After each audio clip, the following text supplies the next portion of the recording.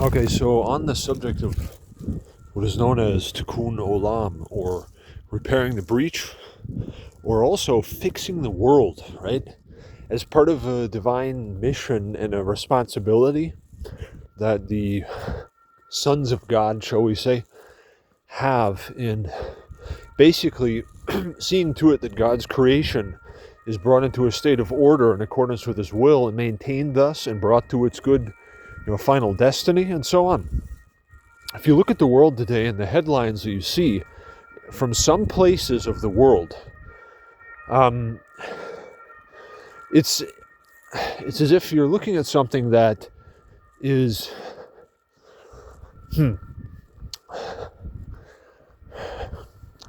it can be fixed. The entire world as it is right now can actually be fixed. There can be law and order put into universal effectivity all over the world. Yet you really have to be very intelligent and wise and prudent and extremely self-disciplined in order to be able to actually make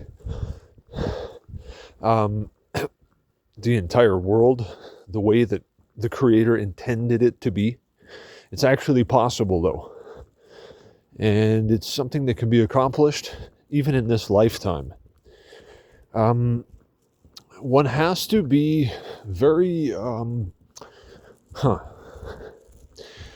very clearly perceptive of the reality of how creation works and how we think actually becomes a second nature in terms of how we think and how it actually looks to us. So in other words, it's almost, if you were to look at the world with its imperfections and the outer sort of things that manifest themselves as problems and so on, if you look at those things and you see those things and you quote unquote perceive them, if you're affected by external things that are emanated creative signal from others, from other human beings, then you quote unquote become affected. Whereas, and this is true, and this is even true on the physical level, if you emanate and you how do we say, if you send out and you emanate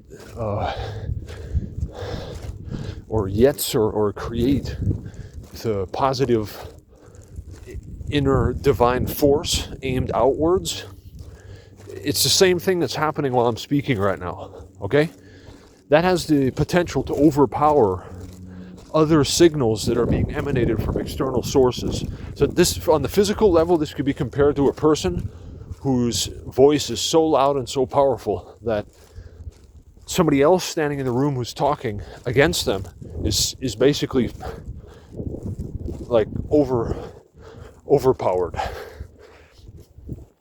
And in addition to that, the same thing could be, so the metaphysical idea of this is something that's comprehensible by the example of, say, you have what do you call that?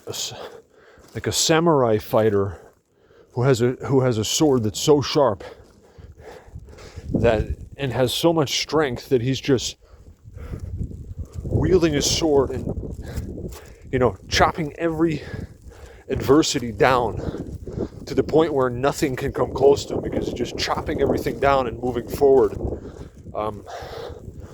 slicing through, okay?